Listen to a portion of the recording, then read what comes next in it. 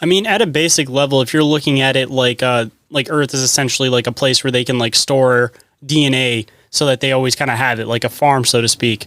Yeah. Assumably, you're going to want to upgrade your base DNA as things progress. So, like, our base DNA that we've existed with now has been totally fine for them to be able to use up to this point. But assumably, it's not just us that are rising in elevation or frequency, it's also like the entire universe. So they're also raising. So maybe it's a matter of they're trying to raise their base DNA to an upgraded point rather than what it's been because they're upgraded to a higher point now. So it's almost like trying to elevate everything all at once so it all kind of still stays in the same manner that it is. Like they're advanced to this point past us, but they don't want that gap to get bigger because then it makes it harder to be able to use our DNA and make it compatible with theirs. So they need to keep us at this steady point kind of behind them. And that also kind of also makes it so that they stay one step ahead of us where, they can still essentially use us as like their base DNA. And what if they know there's an inevitable reset in the system?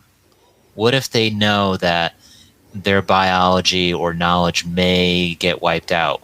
Where are you going to store it in?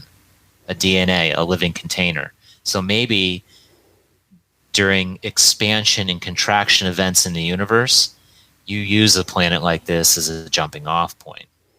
And you keep it alive. If the farm gets out of hand, you hit the button, we drop a few rocks, and we have a couple of floods, and then we start it over again. But we still have the core DNA.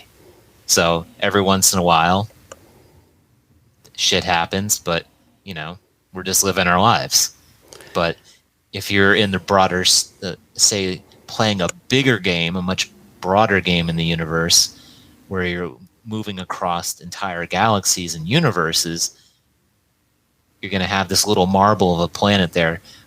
You're going to get together and collude with other races. Look, we have this. We can use this. But if they grow too much or they're going to make that quantum leap, we're going to smack them back down. We're not going to let them get to that next step. So it almost feels like right now what we're hitting is a barrier in evolution. And it feels like people are really starting to wake up to a lot of different theories and concepts metaphysically that they were not before. And one of those ideas of this reality is a matrix. It's kind of a system or a machine that you're kind of existing inside of.